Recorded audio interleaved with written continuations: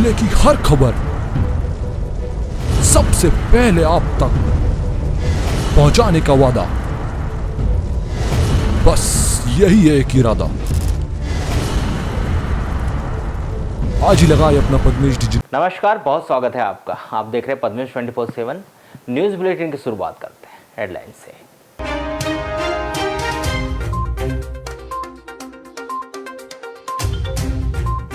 परसवाड़ा से बालाघाट आ रही बस अनियंत्रित होकर पेड़ से टकराई। हादसे में 5 यात्री हुए घायल। ड्राइवर हुआ घटनास्थल से फरार। पुलिस ने दर्ज किया अपराध।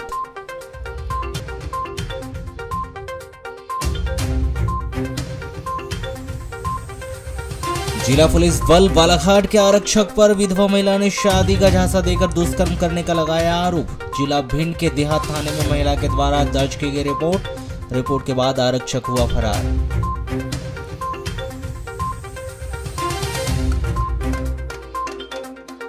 नगर के वार्ड नंबर 2 में शराब भट्टी के विरोध में वार्डवासियों ने किया जमकर हंगामा। भट्टी पहुंच मार्ग पर फेंसिंग कर मार्ग किया अवरुद्ध।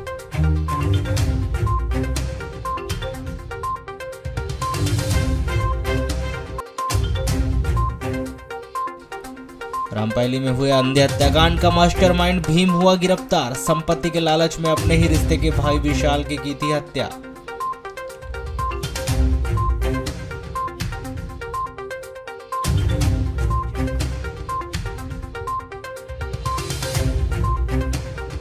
बस ऑपरेटरों ने बस हॉल्टिंग के 100 रुपए देने से किया इनकार। सेवाओं और सुविधाओं में विस्तार किए जाने की मांग की।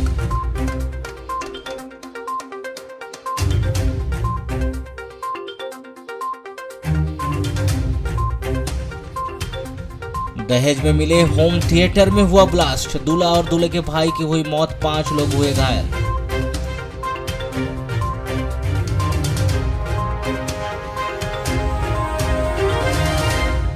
भारतीय जनता पार्टी के द्वारा आगामी 6 अप्रैल से 14 अप्रैल तक सामाजिक न्याय पखवाड़े के रूप में भाजपा का स्थापना दिवस मनाया जाएगा, जिसकी तमाम जानकारी मंगलवार को जिला भाजपा कार्यालय में आयोजित एक पत्रकार वार्ता में भाजपा जिलाध्यक्ष रमेश भट्टेरे के द्वारा दी गई।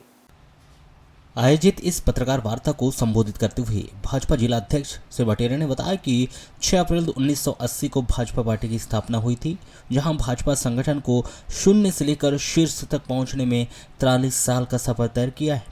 जहां काफ़ी कम समय में भाजपा संगठन ने एक मजबूत स्थान प्राप्त किया और भाजपा देश की सबसे बड़ी पार्टी उभर कर सामने आई है, जिसे ध्यान में रखते हुए पहली बार भाजपा 6 अप्रैल से लेकर 14 अप्रैल तक सामाजिक न्याय पखवाड़ा के रूप में स्थापना दिवस मनाने जा रही है, जिसको लेकर विभिन्न कार्यक्रम आयोजित होने वाले हैं। चूँकि 2 दिन बाद परसों 6 अप्रैल है, हम सभी भारतीय जनता पार्टी के कार्यकर्ताओं के लिए वो एक ऐसा दिन है जिस दिन हमारे अपने संगठन की, हमारी अपनी पार्टी, जिसे हर कार्यकर्ता मां स्वरूप मानता है, उस पार्टी का स्थापना दिवस है। 6 अप्रैल 1980 को मुंबई अधिवेशन में भारतीय जनता पार्टी का गठन हुआ। आज 6 अप्रैल 2023 43 साल की भारतीय जनता पार्टी की एक यात्रा संपन्न होने जा रही है और उसी कड़ी में 6 अप्रैल से लेकर के 14 अप्रैल तक, क्योंकि 14 अप्रैल को परम श्रद्धेय हमारे संविधान निर्माता डॉक्टर बाबा साहेब आम्बेडकर जी की भी जयंती है और उसी बीच 11 अप्रैल को महान समाज सुधारक ज्योतिबा फुले जी की भी जयंती है। और इसी उपलक्ष्य में प्रदेश के नेतृत्व ने, हमारे केंद्रीय नेतृत्व ने तय किया कि एक सामाजिक न्याय पखवाड़ा के रूप में हम 6 अप्रैल से 14 अप्रैल को एक पखवाड़े के रूप में मनाएं, जहां एक और 6 अप्रैल को भारतीय जनता पार्टी के हमारे सभी कार्यकर्ता बालाघाट जिले के पूरे हमारे पार्टी के 23 मंडल और 1639 मतदान केंद्रों में, प्रत्येक मतदान केंद्रों पे हमारे अपने कार्यकर्ता भारतीय जनता पार्टी का ध्वज लहराएंगे। और मुझे लगता है कि ये पहली बार होगा कि इतने बड़े व्यापक तौर पे हर मतदान केंद्र में, एक एक कोने कोने के मतदान केंद्र में, चाहे जंगल का मतदान केंद्र हो, चाहे शहरों का मतदान केंद्र हो, सभी मतदान केंद्रों पे भारतीय जनता पार्टी के हमारे कार्यकर्ता, हमारे आराध्य परम श्रद्धेय पंडित दीनदयाल उपाध्याय जी, डॉक्टर बाबा साहेब आम्बेडकर जी के और भारत माता के छायाचित्र पर माल्यार्पण और साथ ही साथ हमारे अपने झंडे की, पार्टी के झंडे का ध्वजारोहण का कार्यक्रम और उसके अलावा दीवार लेखन का हमारा कार्यक्रम 6 अप्रैल को होगा। हमारे अपनी पार्टी संगठन के 7 मोर्चे हैं: महिला मोर्चा, युवा मोर्चा, किसान मोर्चा, अनुसूचित जाति मोर्चा, अनुसूचित जनजाति मोर्चा, पिछड़ा वर्ग मोर्चा और अल्पसंख्यक मोर्चा।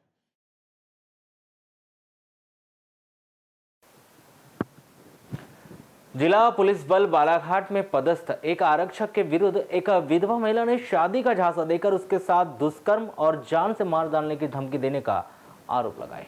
जिला भिंड के देहात थाना क्षेत्र के रहने वाली इस विधवा महिला के द्वारा की गई शिकायत पर भिंड के ही देहात थाने में इस आरक्षक के विरुद्ध दुष्कर्म और इस विधवा महिला को जान से मारने की धमकी देने का अपराध दर्ज कर लिया गया है और भिंड पुलिस इस आरक्षक को गिरफ्तार करने बालाघाट पहुंच सकती है, किंतु यहां आरक्षक ओम प्रकाश राजौरिया यहां से फरार हो गया है।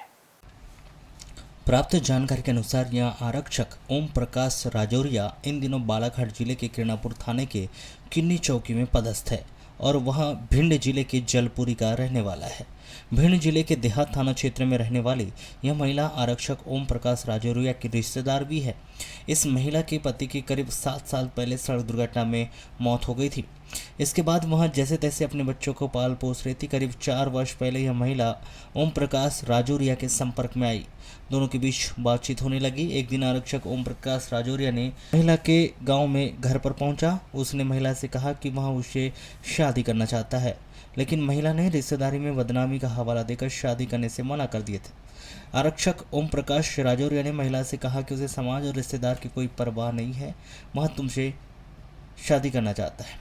इसी दौरान अक्टूबर 2022 में दीपावली के 2 दिन बाद आरक्षक ओम प्रकाश राजौरिया ने महिला के घर आकर उसकी मांग भर दी और शादी का झांसा देकर शारीरिक संबंध बना लिया और वह इस महिला को शादी का झांसा देकर उसके साथ शारीरिक संबंध बनाते रहा। बाद में जब महिला ने ओम प्रकाश राजौरिया से शादी करने के लिए बोला, तब ओम प्रकाश राजौरिया ने महिला को शादी करने से मना कर दिया। इस दौरान आरक्षक ओम प्रकाश राजौरिया ने एक महिला से सगाई भी कर ली थी। इस विधवा महिला के द्वारा शादी करने की बात पर आरक्षक ओम प्रकाश राजौरिया ने विधवा महिला को यह बात किसी को बताने या फिर थाने में रिपोर्ट दर्ज कराने पर उसे जान से खत्म करने देने की भी धमकी दे दी गई थी। बताया गया कि इस घटना को लेकर पंचायत भी रखी गई थी, किंतु पंचायत में समझौता नहीं हो पाया और आरक्षक ओम प्रकाश राजौरिया ने इस महिला से शादी करने से इनकार कर दिया। उसके बाद यह विधवा महिला रिपोर्ट करने के लिए भिंड के देहात थाना पहुंची।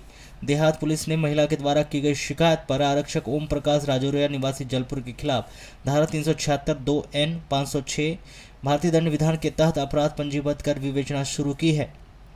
विवेचना देहात थाना प्रभारी सुधीर सिंह कुशवाहा के द्वारा की जा रही है। बताया गया कि जिला भिंड के देहात थाने में अपराध जांच होने की भनक लगते ही आरक्षक ओम प्रकाश राजौरिया यहां से फरार हो गया है। अतिरिक्त पुलिस अधीक्षक बालाघाट विजय डावर ने पद्मेश 24/7 को दूरभाष पर बताया कि यह आरक्षक किन्नी चौकी में पदस्थ है और अभी गैर हाजिरी चल रहा है। भिंड पुलिस से प्रतिवेदन मिलने पर आरक्षक पर कार्रवाई की जाएगी। तो वहीं भिंड जिले के देहात थाना प्रभारी सुधीर सिंह कुशवाहा ने पद्मेश 24/7 को दूरभाष पर पूछे जाने पर बताया कि ओम प्रकाश और यह महिला आपस में रिश्तेदार है। गांव में पंचायत भी हुई थी, किंतु मामला सुलझा नहीं। इसके बाद महिला के द्वारा की गई रिपोर्ट पर आरक्षक ओम प्रकाश के विरुद्ध अपराध दर्ज कर विवेचना में लिया गया है। बैयर रोड उकुआ से आगे परसा टोला और आरामा टोला के बीच ट्रक और ऑटो के बीच हुई टक्कर में घायल 4 महिलाओं को बैयर से जिला अस्पताल बालाघाट रेफर किया गया है। घायलों में सावित्री पति रवि पंच तिलक 30 वर्ष ग्राम पोंडी उकवा, काजल पति धनराज मानकर 28 वर्ष ग्राम सतोना गोंदिया, टेकनबाई पति गोरीलाल पंच तिलक 40 वर्ष ग्राम पोंडी उकवा और ललिता पति शंकर पाचे 35 वर्ष ग्राम सुरवाई थाना भरवेली निवासी है। प्राप्त जानकारी के अनुसार 30 मार्च को पोंडी उकवा में सुनई बाई की बेटी की शादी हुई थी। इस शादी में मेजुनी बाई के सभी रिश्तेदार शामिल हुए थे। ग्राम कटंगी बैयर से बारात आई थी। 31 मार्च को दुल्हन विदा की गई थी, किंतु 1 अप्रैल को कटंगी में दूल्हे के घर गमी हो जाने के कारण रिसेप्शन 2 अप्रैल को रखा गया था। ग्राम पड़ोसी से एक ऑटो में करीब आधा दर्जन से अधिक पुरुष महिलाएं बच्चों को लेकर रिसेप्शन में शामिल होने के लिए कटंगी जाने निकले थे। रात्रि करीब 8 बजे करीब उकवा से बैयर रोड पर स्थित परसा टोला और रामा टोला के बीच बैयर की ओर से तेज रफ्तार से आ रहे आइसर ट्रक ने 7 मवेशियों को अपनी चपेट में लेते हुए ऑटो को भी ठोस मार दी। ट्रक की ठोकर से ऑटो में सवार 9 लोग भी घायल हुए। सभी घायलों को बैयर के अस्पताल में भर्ती कराया गया था, जहां तीनों घायलों को बालाघाट हॉस्पिटल में भर्ती कराया गया है। वहीं 3 अप्रैल को ही उक्त 4 घायल महिला को भी बैयर से जिला अस्पताल बालाघाट रेफर किया गया है, जबकि 2 अन्य घायल को बैयर के अस्पताल में ही उनका उपचार किया जा रहा है। नगर पालिका परिषद के द्वारा पिछली परिषद की बैठक में स्थानीय बस स्टैंड में रात्रि में बस हॉल्टिंग का 100 रुपये प्रति बस किराया वसूल करने का निर्णय लिया गया था, जिसे परिषद में प्रस्ताव पारित कर 100 रुपये प्रति बस शुल्क लेने पर सहमति भी हुई थी, जिसमें कुछ बस ऑपरेटरों ने भी अपनी सहमति दी थी। 1 अप्रैल से इस शुल्क को लागू करने की बात भी कही गई थी, लेकिन अब बस एसोसिएशन इस पर अपनी आपत्ति जताते हुए बस हाल्टिंग का शुल्क देने से इनकार कर रहे हैं, जिसको लेकर मंगलवार को बालाघाट बस एसोसिएशन के पदाधिकारियों ने नगरपालिका अध्यक्ष भारती ठाकुर से मुलाकात कर बस स्टैंड में विभिन्न प्रकार की सुविधाओं और सेवाएं बढ़ाए जाने की मांग की, जहां उन्होंने बैठक के दौरान स्पष्ट कर दिया कि हम वर्षों से 20 रुपये की राशि जमा कर रहे हैं और अभी हमारी स्थिति 100 रुपये प्रति बस देने की नहीं है, इसलिए हम पहले की तरह अभी भी 20 रुपये का ही शुल्क जमा करेंगे। क्या कहा कि बस स्टैंड में कुछ सुविधाएं प्रोवाइड कराने की बात नगर पालिका कर रही है और उस पर शायद परिषद ने निर्णय लिया है। ऐसा मैडम का कहना है कि 100 रुपये प्रति गाड़ी लेना है। आज हम अपनी बातें रखने आए थे कि अभी 1-2 मालिक से 100 रुपये की वसूली हुई होगी, वो भी नगर पालिका की सहमति से नहीं, कर्मचारियों ने ले लिए होंगे। लेकिन हमारा तो एक है कि 20 रुपये प्रति गाड़ी हम देते आ रहे हैं लगभग 7 सालों से, और 20 रुपये भी हमको ज़्यादा प्रतीत होता है। यदि हम 350 गाड़ी का देते हैं तो 7,000 साढ़े 7,000 रुपये हम पर डे दे रहे हैं, बदले में हमको सुविधा नहीं मिलती। तो नगर पालिका हमारी भावनाओं को समझी है, मैडम अध्यक्ष मैडम ने हमारी बात को समझा है और कहा है कि हम अच्छी से अच्छी सुविधा को प्रोवाइड करेंगे। देखिए, पूर्व में उनके द्वारा ही हमें सहमति जताई गई थी कि वे 100 रुपये प्रति दिन नाइट चार्ज देने तैयार है नगर पालिका को, तो उसके हिसाब से हम उन्हें सर्व सुविधा युक्त नगर पालिका के द्वारा बस स्टैंड में जो भी सुविधा मुहैया करवाना है उस पर हमारा काम चालू था। ये बात और है कि अभी कुछ इंजीनियर्स के स्वास्थ्य में खराबी होने की वजह से ये काम कुछ विलम्ब हो गया था, लेकिन हम उन्हें 1 हफ्ते के अंदर ये सारी सुविधा मुहैया करवा के और ये जो नॉमिनल चार्ज है ये लेना हम चालू करते। लेकिन आज जब उन लोगों में ही इस चीज़ की एक उनकी विचारों में सहमति नहीं पाई जा रही है आपसी, तो हमने उनसे ये कहा कि पहले आप लोग आपस में बैठ के ही सहमत हो जाएं और अपना आपसी तालमेल बना के हमें आप लोग एक फाइनल डिसीजन बताइए कि आप लोग की क्या इच्छा है और जो भी आप चाहते हैं नगर पालिका से, जो आप काम चाहते हैं बस स्टैंड के लिए, वो सारा हमें आप लिस्टिंग करके दे दीजिए।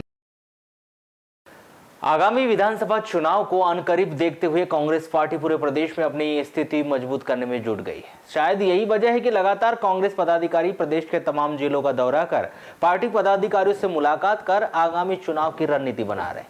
वहीं समय समय पर जिले में भी पार्टी के वरिष्ठ पदाधिकारी पहुंचकर पार्टी पदाधिकारी और कार्यकर्ताओं से नया उनमें जोश भर कर जिले की चुनावी रिपोर्ट कांग्रेस कमेटी के प्रदेश अध्यक्ष और पूर्व मुख्यमंत्री कमलनाथ को सौंप रहे हैं। इसी कड़ी में मंगलवार को मध्य प्रदेश के सह प्रभारी सीपी मित्तल बालाघाट पहुंचे, जहां उन्होंने सर्किट हाउस पहुंचकर कांग्रेस जिला अध्यक्ष सहित पार्टी पदाधिकारियों से मुलाकात की। इस दौरान बालाघाट प्रभारी आलोक मिश्रा और सह प्रभारी शशांक दुबे और राजा बघेल भी उपस्थित रहे। प्रदेश प्रभारी सीपी मित्तल ने पार्टी पदाधिकारियों से मुलाकात कर अन्य जिलों में आगामी चुनाव को लेकर बन रही रणनीति की जानकारी दी। तो वहीं उन्होंने हाल ही में राहुल गांधी की रद्द की गई सदस्यता को लेकर सवाल उठाते हुए केंद्र व राज्य की बीजेपी सरकार पर जमकर निशाना साधा, जहां उन्होंने जनता के विभिन्न मुद्दों की जानकारी देते हुए उन मुद्दों को लेकर जनता के बीच जाने और अधिक से अधिक लोगों को पार्टी की विचारधारा से जोड़कर उन्हें पार्टी में शामिल कर आगामी चुनाव में जीत का परचम लहराने के आवश्यक दिशा निर्देश दिए गए। इस दौरान उन्होंने पिछले विधानसभा चुनाव की तरह इस विधानसभा चुनाव में भी कांग्रेस की जीत का दावा किया। वहीं उन्होंने आगामी चुनाव को लेकर जिले के प्रत्येक मतदाता से संपर्क करने और पार्टी को मजबूत बनाकर चुनाव में जीत का परचम लहराने की बात कही। इंटरनल चीज़ें रहती हैं वो पब्लिक में तो बताने की नहीं रहती। संगठन का काम हमारा सुचारू रूप से चल रहा है और जो हमारे उम्मीदवारों के चयन की प्रक्रिया रहती है उसके ऊपर भी हमारे सर्वे और हमारे जो प्रभारी बनाए गए हैं जिले स्तर पर, राष्ट्रीय स्तर से हम खुद आ रहे हैं, तो वो एक प्रक्रिया हमारी चल रही है। उसके ऊपर क्या एक्शन प्लान रहेगा वो हमारा इंटरनल मामला रहता है। प्रत्याशी का चयन कब तक? कि हमारे यहाँ प्रदेश कांग्रेस कमेटी के जो प्रमुख रहते हैं उनके नेतृत्व में एक कमेटी बनती है और अखिल भारतीय कांग्रेस कमेटी के अध्यक्ष के द्वारा एक स्क्रीनिंग कमेटी बनाई जाती है। उसमें प्रत्याशियों के चयन होते हैं। उसके बाद हमारी जो केंद्रीय चुनाव समिति है उसके अंदर वो नाम जाते हैं, वहाँ से अप्रूव होने के बाद अनाउंस हो जाते हैं। आप बालाघाट पहुंचे। लोकल आदमियों की ही 99% उन्हीं की सहमति रहती है। उन्हीं की सहमति से 20 जनवरी से शुरू हुआ था और 26 मार्च को उसका समापन हुआ। आपके विधायक को किस प्रकार से खरीदा, वो तो गद्दार थे ही थे, मगर जिस तरह जनता ने लोकतंत्र के अंदर जनता ने कांग्रेस की सरकार बनाई और सत्ता के लालची आदमियों ने किस प्रकार से उस सरकार को तोड़ के उन्होंने मध्य प्रदेश में ही नहीं, उन्होंने इस देश के अंदर सत्ता के लिए किसी भी हद तक बीजेपी को जाना पड़ता है वो जाती है। उसको जनता के हितों की परवाह ना करते हुए किस प्रकार से अपने आप को राजशाही सत्ता के अंदर बैठ के सत्ता का सुख भोगने की आदत हो चुकी है। चाहे उन्होंने कर्नाटका में और अरुणाचल में हो, चाहे उत्तराखंड में हो, बहुत सारी सरकारें जो जनता के द्वारा चुनी गई किस प्रकार से तोड़ा है वो देश की जनता खुद देख रही है। 15 मार्च को जारी किए गए फर्स्ट ईयर के परीक्षा परिणाम को लेकर सभी संकायों के फर्स्ट ईयर विद्यार्थियों में छिंदवाड़ा विश्वविद्यालय प्रबंधन के खिलाफ काफी आक्रोश देखा जा रहा है। विद्यार्थियों का आरोप है कि विश्वविद्यालय प्रबंधन के द्वारा पूर्व की भांति इस बार भी गलत परीक्षा परिणाम जारी किया गया। उसी को लेकर मंगलवार को नगर के अंबेडकर गार्डन में ओबीसी महासभा के बैनर तले विद्यार्थियों ने एक बैठक का आयोजन कर अपनी नाराजगी व्यक्त की। वहीं आगामी समय में किए जाने वाले छिंदवाड़ा यूनिवर्सिटी के घेराव की भी रणनीति बनाई। इस दौरान विद्यार्थियों ने स्पष्ट कर दिया कि जब तक परीक्षा परिणामों में संशोधन कर पास के रूप में पुनः परीक्षा परिणाम जारी नहीं किया जाता, तब तक वे यूनिवर्सिटी के खिलाफ आंदोलित रहेंगे। जहां बैठक के तुरंत बाद ओबीसी के बैनर तले विद्यार्थियों ने सर्किट हाउस पहुंचकर कांग्रेसी पदाधिकारियों को ज्ञापन सौंपकर अपनी दुविधा बताई।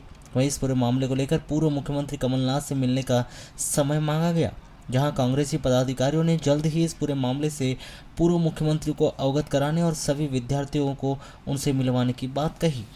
3 साल हो गए बी फाइनल ईयर का भी रिजल्ट में यही प्रॉब्लम आई थी, 80% बच्चों को फेल कर दिया गया था। फिर सेकेंड ईयर के में भी यही प्रॉब्लम आई थी और अब फर्स्ट ईयर में भी वही प्रॉब्लम आ रही है। क्या बोल रहे हैं अधिकारियों के पास आप लोगों ने, जो आपके कॉलेज लेवल के जो वरिष्ठ यूनिवर्सिटी लेवल के हो या फिर आपके कॉलेज लेवल के जो अधिकारी हैं? कॉलेज में बोले तो कॉलेज के टीचर बोल रहे हैं कि यूनिवर्सिटी से जो भी प्रॉब्लम है यूनिवर्सिटी से है। छिंदवाड़ा यूनिवर्सिटी बनाई गई है। लगातार हम देख रहे हैं कि जो बालाघाट जिले के समस्त संकायों के छात्र हैं, वो चाहे बीए के हो, बीएससी के हो या प्रथम वर्ष, द्वितीय वर्ष, तृतीय वर्ष, लगातार 80% रिजल्ट छिंदवाड़ा यूनिवर्सिटी के द्वारा में फेल के दिए जा रहे हैं। रामपाली थाना के अंतर्गत ग्राम पंचायत रामपाली निवासी 30 वर्षीय युवक के अंधे हत्याकांड में रामपाली पुलिस ने 4 अप्रैल को पूरे हत्याकांड का मास्टरमाइंड भीम खोबरागड़े को गिरफ्तार कर पुलिस अभिरक्षा में रखा गया है। बताया जा रहा है कि उक्त हत्याकांड में संलिप्त सभी आरोपी गिरफ्तार कर लिए गए, जिसमें भीम खोबरागड़े फरार चल रहा था। उसकी भी गिरफ्तारी कर ली गई, जिसे जल्द ही न्यायालय में पेश किया जाएगा। वर्तमान में आरोपी से पूछताछ कर विस्तृत जानकारियां पुलिस के द्वारा एकत्रित की जा रही है, जिसमें पुलिस ने आरोपी भीम खोबरागड़े के पास से एक मृतक की पहनी हुई जैकेट व जूता भी बरामद कर लिया है।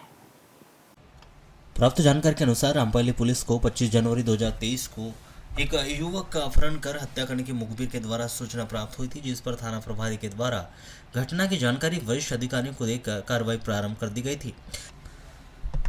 थाना प्रभारी सुनील बनोरिया के नेतृत्व में टीम गठित कर गहन रूप से क्षेत्र सहित जिले व अन्य जिलों में भी विशाल खोबरागड़े की पतासाजी की गई, किंतु कहीं पता न चलने पर मुखबिर तंत्र को मजबूत कर अलर्ट किया गया, जिसमें मुखबिर के द्वारा सूचना मिली कि विशाल खोबरागड़े को उसी के रिश्ते के भाई भीम खोबरागड़े ने अपने साथियों के साथ मिलकर किसी प्रकार के लालच में विशाल खोबरागड़े का अपहरण कर बेरहमी से हत्या कर दी गई, जिसके बाद से सभी आरोपी फरार थे। ऐसे में पुलिस ने कड़ी सक्रियता के बीच सूचना मिली कि ग्राम लवेरी, थाना लामता, आमाखोली के घने जंगलों में सूखे नाले के पास अज्ञात व्यक्ति का शव स्थानीय पुलिस ने बरामद किया, जिस पर रामपाली पुलिस ने मौके पर पहुंचकर अज्ञात शव की शिनाख्त मृतक विशाल खोबरागड़े के रूप में की थी।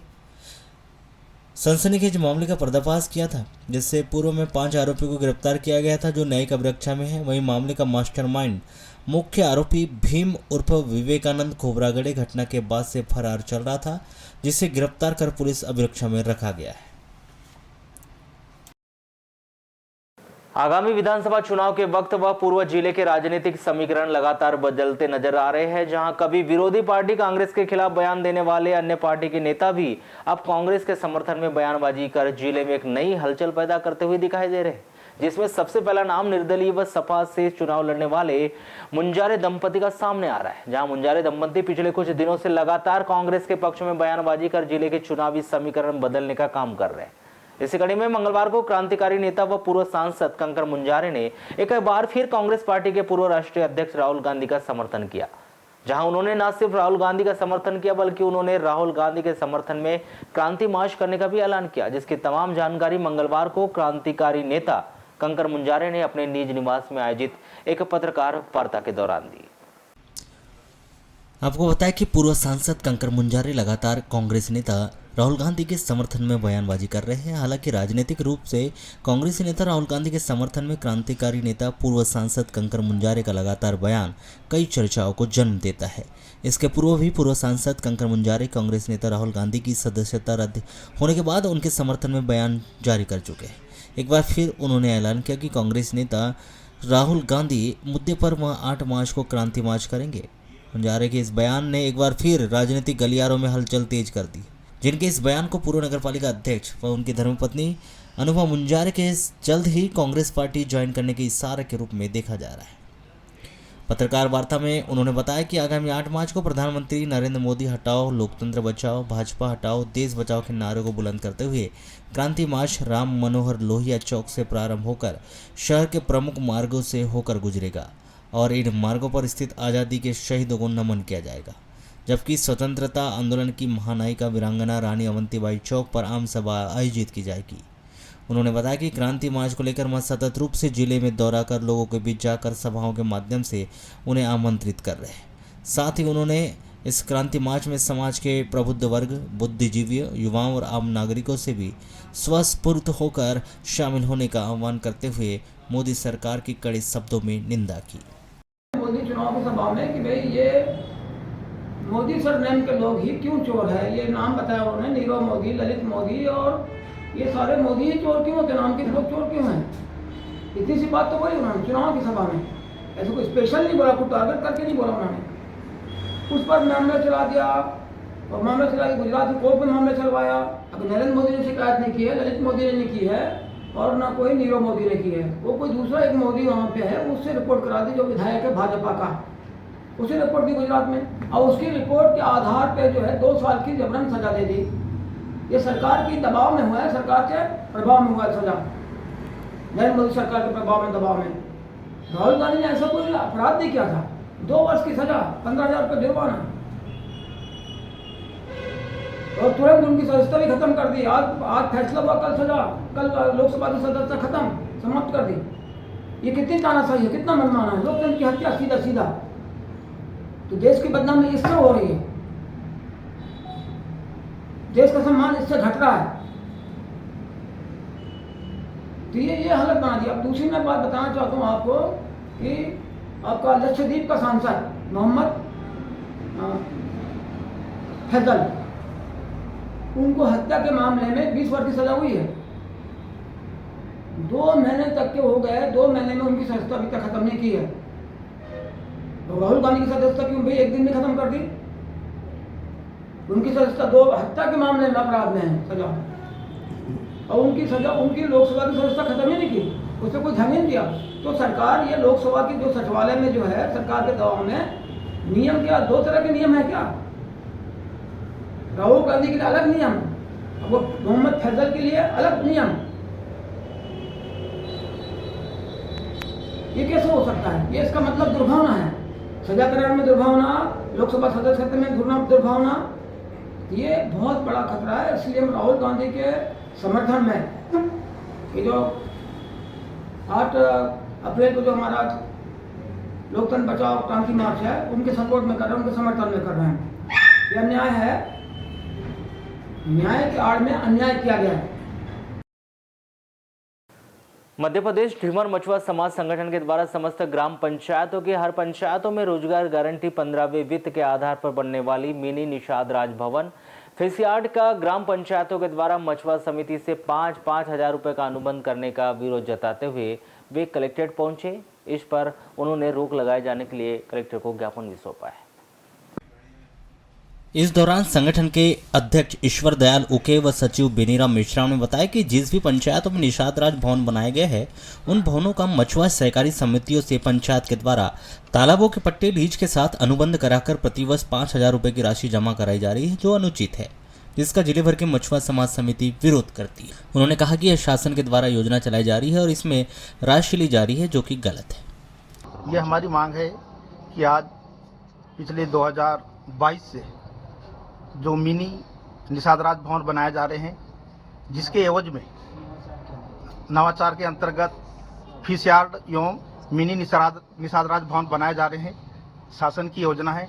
लेकिन इसके एवज में चाहे वो पंचायत हो या जनपद पंचायत हो, 5-5 हज़ार का अनुबंध किया जा रहा है।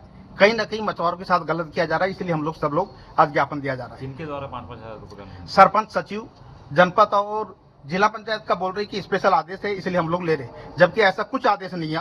कुल मिला के मछुआरों को गुमराह किया जा रहा है। ये तो मध्य प्रदेश शासन की योजना सभी के लिए निःशुल्क रहती है, आपको पता होगा, चाहे वो आंगनबाड़ी हो या सीसी रोड हो या शासकीय स्कूल हो, उसमें किसी भी प्रकार का अनुबंध नहीं किया जाता, या मीनाक्षी तालाब हो। लेकिन इस पे जो मीनाक्षी तालाब है और जो निषाद राज भवन और फिश यार्ड जो बनाया जा रही है, इस पे 5-5 हज़ार रुपया अनुबंध राशि ली जा रही है, कहीं ना कहीं गलत है। प्रतिवर्ष जब तक समिति रहेंगी तब तक समिति के पट्टों के साथ अनुबंध किया जा रहा है। कहीं ना कहीं शासन प्रशासन गलत कर रहा है। मैं कलेक्टर महोदय एवं शासन प्रशासन से निवेदन चाहूंगा कि इस पे त्वरित जांच कर तुरंत उस पे रोक लगाई जाए।